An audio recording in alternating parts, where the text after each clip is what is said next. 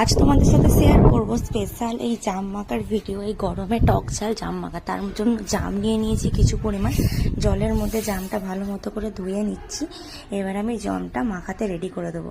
তার মধ্যে কলার পাতায় জামগুলো নিয়ে নিয়েছি। এবার ওপর থেকে দিয়ে দিচ্ছি নুন আর বিট লবণও সামান্য দিয়েছিলাম, আর দিচ্ছি লঙ্কার গুঁড়ি, আর দিচ্ছি ওপর থেকে আমি সামান্য পরিমাণ চিনি, যাতে টকটাও হয়, ঝালটাও হয় আর মিষ্টিটাও হয়। আর কিছু লেবুর পাতা ওপর থেকে দিয়ে দিচ্ছি যাতে সেন্টটা ভালো হয়। এবার কিছু জাম আমি ভেঙে দিচ্ছি হাতে করে, তাহলে রসটা বেরিয়ে গেলে জামটা খেতে বেশি সুন্দর লাগবে। ভালো মতো করে হাতে করে ঝাঁকিয়ে ঝাঁকিয়ে নেড়ে নেওয়ার পরই রেডি হয়ে গেছে আমাদের স্পেশাল টক ঝাল জাম মাখা। তোমরা কারা কারা জাম মাখা খেতে পছন্দ করো আমাকে কিন্তু কমেন্ট করে অবশ্যই জানাবে। আর ভিডিওটা ভালো লাগলে আমার চ্যানেলটা সাবস্ক্রাইব করে আমার পাশে থেকো। তো ভিডিওটা তোমরা দেখো আর আমি জাম মাখা খেতে থাকি।